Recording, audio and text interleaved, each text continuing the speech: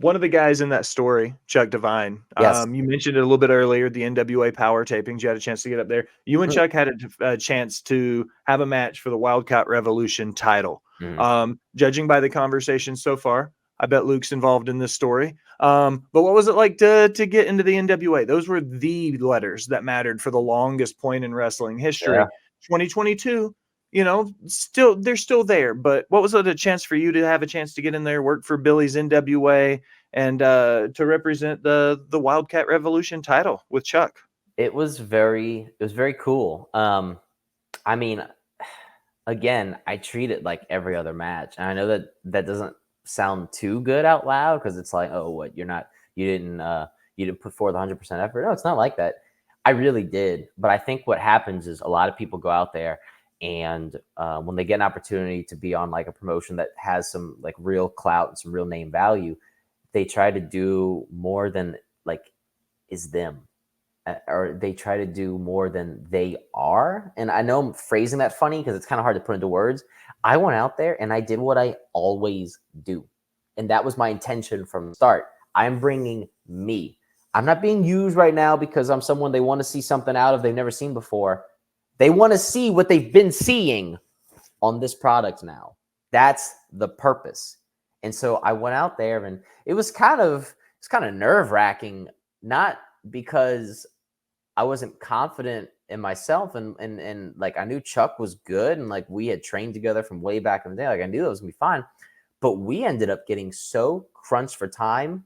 We went from having like a 6 minute to like a 4 minute match, which is just so short. Because you gotta understand, having been working Texas All Star a lot since 2021, I'm not usually going less than 20 minutes.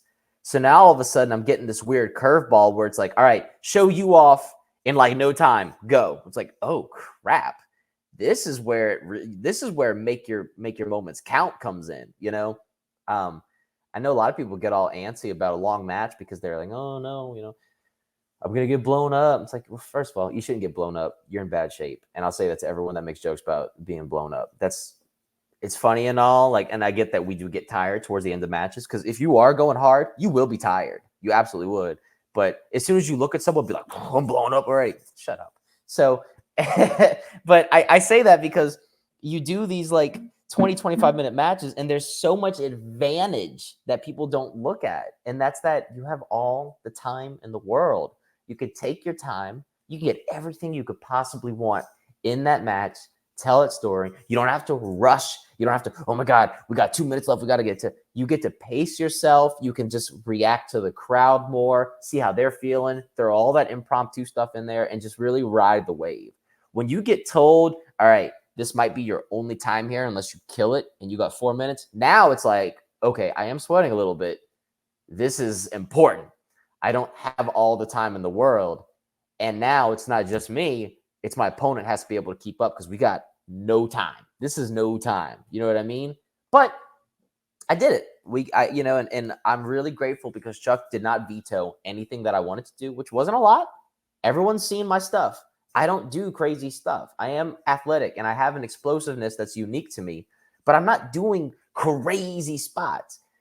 But I'm just grateful that Chuck didn't give me a second thought on some of these things that he's never taken before. He was like, that's fine. I want to get your stuff over on the show. Like, I'm very grateful that he did that for me because he could have said, like, I'm really not comfortable with that. I know there was two that he was like, but he did it for me. And really grateful that he let me get that stuff in, and I got my moments in a very short time. And I was very proud that we did it in under the time limit. We got the crowd. The crowd probably made, I'm not just saying this, I know this was in New Orleans when it happened. So granted, a lot of the crowd was familiar with me already. But other than like Luke's match on the show, my match probably got more noise than any other match on the NWA card that night. That's just an honest answer. And I can back this up because Kyle, the vice president of NWA, immediately came to me after the match and was like, I'm taking you to Billy right now. So I'm being serious about what I said. You know what I mean? But being able to do all that on NWA, really, really cool feeling. Really, I mean it, because NWA is so historic. and 10 pounds of gold, and and just everyone and anyone, all the big stars. It's really cool to be able to just say I was under that banner too, and it was an actual match. It wasn't a squash. I went out there and we had a competitive, and gave the crowd some of their money's worth. Like, that's cool.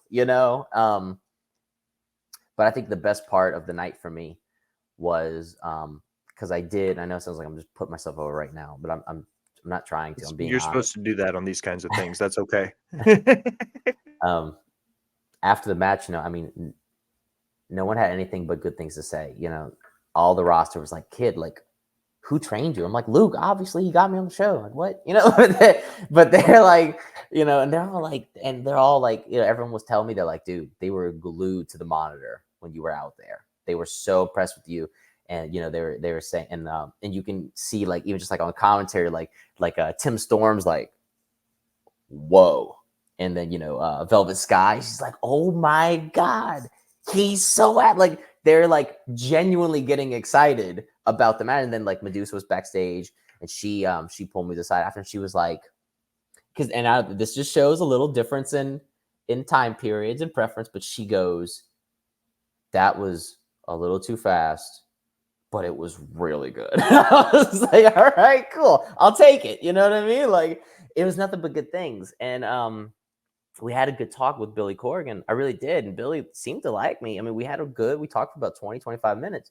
For some reason or another, I just never got called back. And I talked to Kerry Morton, Ricky Morton's son. And, he had told me, he was like, "Hey," it was like, "It's not you. It's that there's like 5 or 6 people up there, and it only takes one person to go, I'm not feeling it, for that to be it." He's like, "It's not because Billy didn't like you. I promise. There's more that goes into it than that." I'm like, "All right, well, it's cool." But the coolest moment for me was when Ricky Morton came up to me after the match, and he said, "Kid, the match was cool, but the best part was seeing how excited and how much fun you were having out there. I don't see that a lot anymore, and that was really cool to see." And you see, it's that exact line from him is why I say the excitement and the sociability is the part that I turn up with the people. It's like he said, the match was cool, but it's seeing that I was having fun, because people sense that, and now they're having fun because they see that you're having a blast out there. It all goes hand in hand. Going through your career, having a chance to do the style work you did, you just talked about your athleticism in the ring. One of the things I was looking when I was going through some tape, though, you've got no problems getting in there and wrestling. Like, you're not one of those light heavyweight guys that get in there and are a lot of flips and stuff. You get in there. I say this. I said, like, okay, it reminds me of like that Dean Malenko, Eddie Guerrero in ECW in the 90s, where they can wrestle like a heavyweight, but they have the athleticism of a cruiserweight. I described you that way to Jax, honestly. Thank you. Yeah. That's like my favorite description ever. I mean, That's what, when I was talking, because again, Jax knew you already. I was like, so yeah. this is what I'm getting. Like, what do you think? And then I watched the interview. I was like, okay, so I'm not completely off, because you guys kind of touched on it a little bit. Mm-hmm. But for you, stylistically, when you're going from being, a cruiserweight champ at one point, working light heavyweights, to now holding a heavyweight title, we'll get to that. But stylistically, do you feel like you change a lot based on your opponent, or do you stay true to that Mr. 5K Phil? There is what I would call, and this isn't like a proper term, it's just something that I kind of coined, is the 3/4 rule, where about 75% of my offense is going to remain regardless of how big or small they are. And then I alter the other quarter based on the mismatch that's going on. If they are too big, then there will be a little bit less of this and a little more of this. If they are too small, if they are very small, which is rare for me, but I have wrestled a few guys that are like actually significantly smaller than me, then I will add a little something more here or there, just because I don't get to do that a lot. And I'm able to, and I'm strong enough, but I don't have guys that make sense for me to muscle around a lot. And then there are some big guys that, of course, I need to throw in. I need to do more drop kicks. I need to do more knee strikes. I need to do a second drop kick just because the first one staggered and the second one bumped him. So you see me leave my feet more. And then when you see people that are relatively my size with like a 50-pound less or 50-pound higher ratio, that's when you see the most true to me. because that's when there's no restrictions on what I can do. And you see me basically do how I would no matter what. You know, that's like the matches with like Chris Cruz, Zarek Camacho, Tommy Bolton. They're, you know, Chris might be a little bit smaller than me. Tommy and Zarek are probably 45, 50 pounds heavier than me, but no one's out of this range where I can't do any of my offense. So that's when you see the most organic version of me, where you see some of my power moves, some of my strikes, some of my, you know, like little bit of maybe technical wrestling. I might throw a submission here or there. You'll see me doing my springboards, my acrobatics, so the arrow moves. That's when you get kind of like my full circuit in one go. So yes, I do change it based on what I've got with me in the ring, you know, but it doesn't ever move too far away from what's really me. But you'll see little shifts just based on what I've got. Is he too tall? Is he too short? Is he too big? Is he too small? You know? I brought it up. We're there. You currently sit as the Texas All-Star Pro Wrestling heavyweight champion. Mm-hmm. This is one of those questions where I ask, and you can pull the curtain back as much or as little as you want. Okay. Sure. Yeah. What was it like getting that call to find out you're going to be the face of the promotion? You know, Nate, you're the guy now. What was that like for you? Well, this is pretty funny. I want to tell this story. I just need to be careful with my words so that I don't blow the curtain away. Respectable. Right? Absolutely. But I want to tell the story, so bear with me. I'm gonna do my best to tell it without giving away something that might get me in trouble. Okay. But the day of, I knew it was happening, but no one told me it was happening. It's almost like I watch wrestling and I know how storylines go, right? I know anyone that's listening to this right now that was in that match is cracking up laughing right now, because that whole time everyone was, this is what's going to happen. And I kept saying, allegedly. And they would all look at me with these like mean faces. And whenever I'd walk away, I'd see them huddle. And I'm like, you know, like, I know what's going on. I know what's happening. I'm winning that damn thing today. But it wasn't discussed with me, right? No one told me anything. Everyone stayed true. They really tried to pull one over on me. And what's cool is when I found out, obviously you can't be 100% sure until it happens. So although I was 99.9%, I'm like, I know what's about to happen. At this point, that's me right there. That's going to be my moment. And it was like time stopped when it happened. When I was getting the pinfall, and in my head, I'm like, is this it? And then I hear 1, 2, 3, ding, ding, ding. And it was like, it's like, oh man, they're really going to use me, huh? They're like, I'm their guy now. No one asked me. No one ran it by me. They just trusted that I was going to take up that mantle and go head first. And that put some pressure on me, right? Because I'm definitely one of the smallest heavyweight champions in Texas All-Star Wrestling history. They've only just started moving away from smaller guys. Estrella Galactica is smaller than me, but as someone who's masked head to toe, there's a little bit of leeway with that type of thing. I'm showing my physique off. People understand that I'm a small human being. You know what I mean? Like, I am not like a masked guy that can almost get away with being luchador. I'm not. I'm a small man. I'm a small wrestler. Not a tiny guy. I'm very well built and strong. And anyone my size, yeah, I can manhandle him. But on the grand scheme of things in pro wrestling, yeah, I'm smaller. But the fact that they said they don't care and they're putting it on me, and there's something else that came with it that I don't think anyone thought about. I might be the first champion younger than the promotion, the first heavyweight champion, because the company was founded in 94. I was born in 95. So I'm actually probably the first heavyweight champion to hold the title that is younger than the belt and company. And which is kind of just a neat, like, you can't take that away from me that I became the first. You know what I mean? Like, I don't think they understood how cool that really is to me, that it's a permanent record they gave me.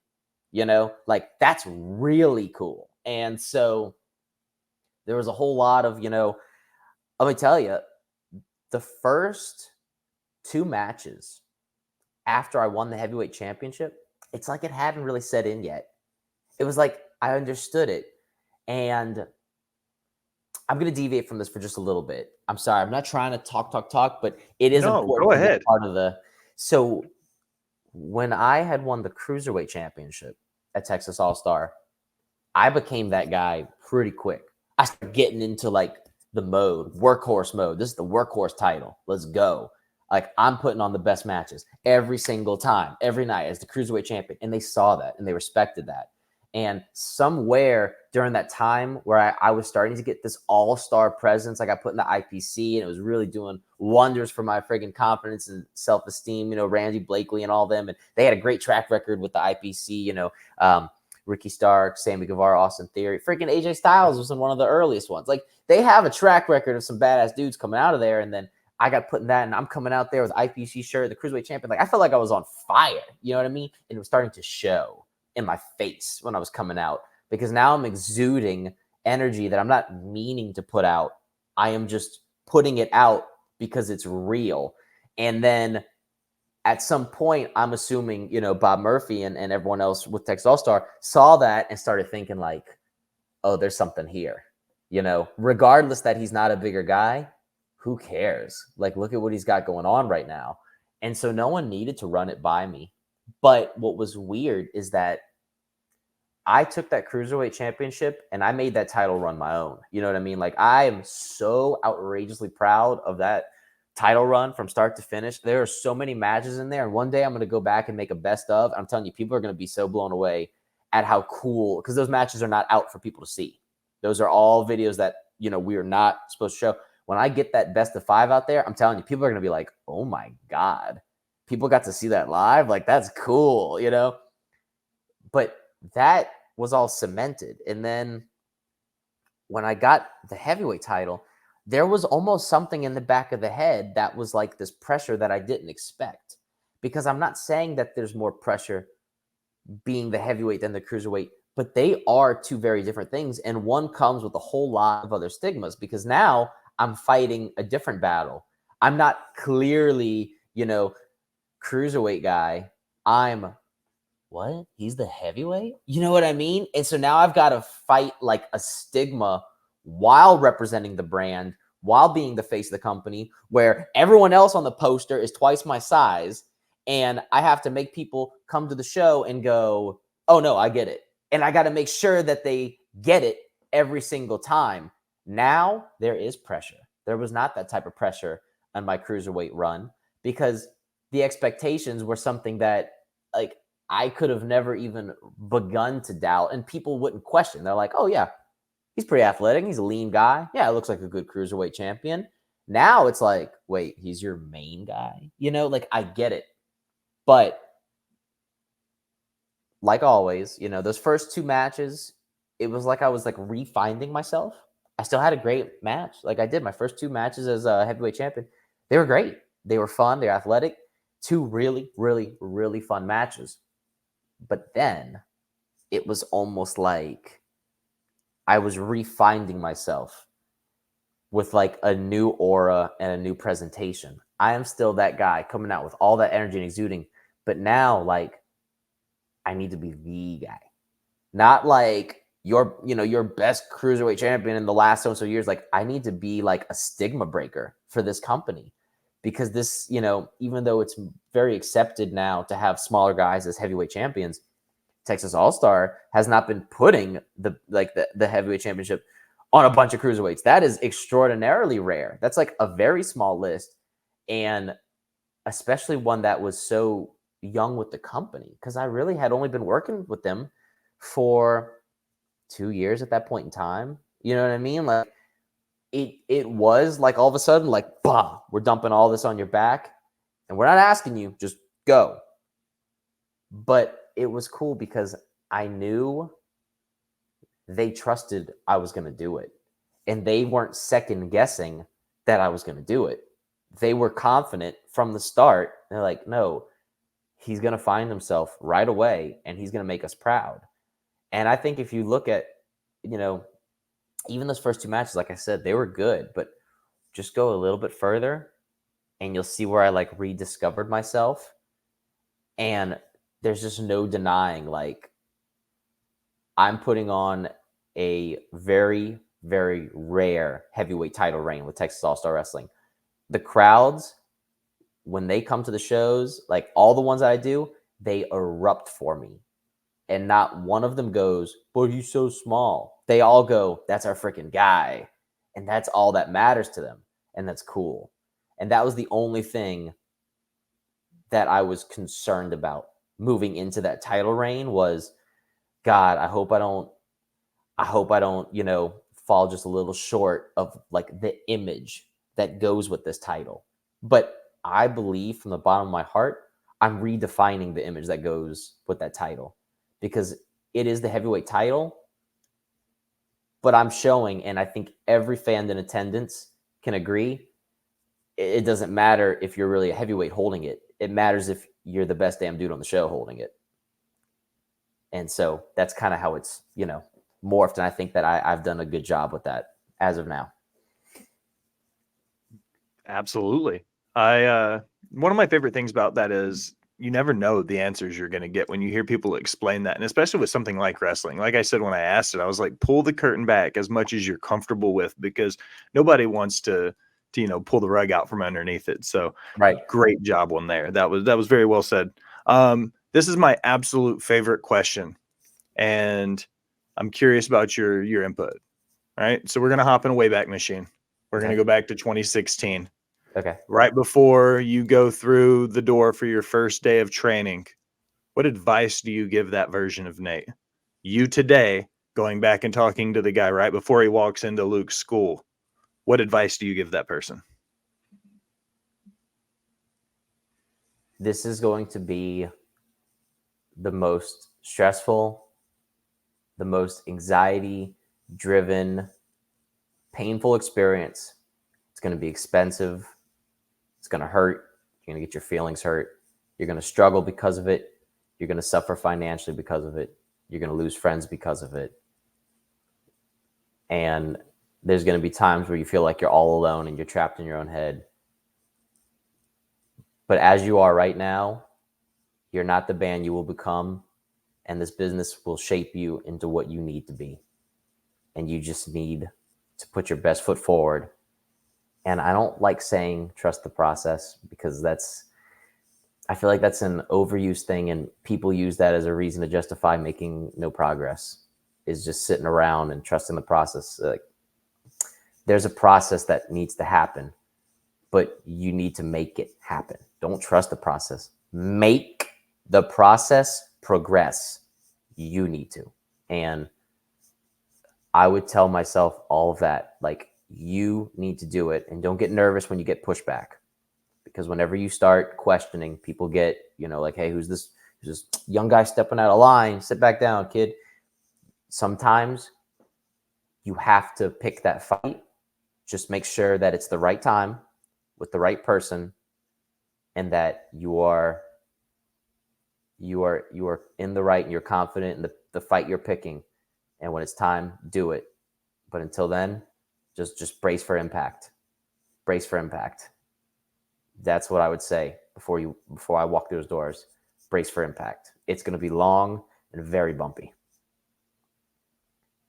But obviously there's good on the other side. I don't need to tell me that, because everyone knows that. Everyone sees the lights, the glamour, they look at the professional wrestlers that have had so much success, and they see like all the stardom and the fame and everything that comes with it. And those guys have money, and they got nice stuff, and everyone likes them, and they have great matches. Like, all of that's obvious. It's the part before that, the long part before that a lot of people, it breaks them, and it almost broke me at one point. And but I didn't. But I had people that helped me along the way. I really did, and I still do. But I would tell me, because I think that's the part that no one really comprehends, how rough it is, especially the very early years, how rough it is. And I would tell me brace for impact, because it's going to be tough. A lot of times it's going to suck, and you're going to hate it. You just got to go.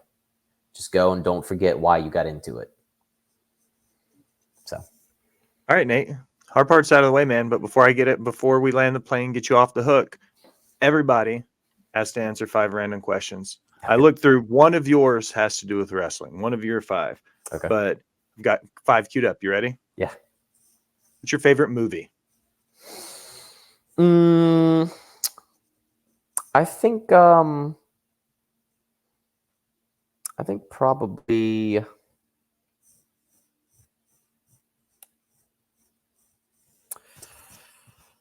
Reservoir Dogs, Quentin Tarantino. Fantastic pick.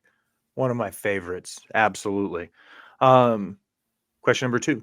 Who's your favorite superstar growing up? AJ Styles. Good pick. I didn't realize how much older I was until you said that just then. Question number 3. What was the last TV show you binge watched?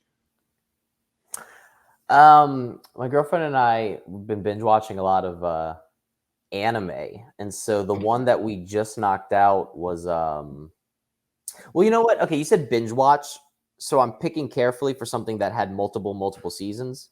JoJo's Bizarre Adventure. Okay. Question number 4. So would you rather? Mhm. Would you rather be gassy on a first date or on your wedding night? First date. Let them know what they're working with. Just get it out of the way. Yeah, can't get worse from Question. there. Nothing but uphill from there. Question number 5. Most important question of the night. Do you think a hot dog is a sandwich? Kind of stupid. Yeah, of course it is. No, I'm kidding. I mean, it kind of is. Why is that such a weird question to answer?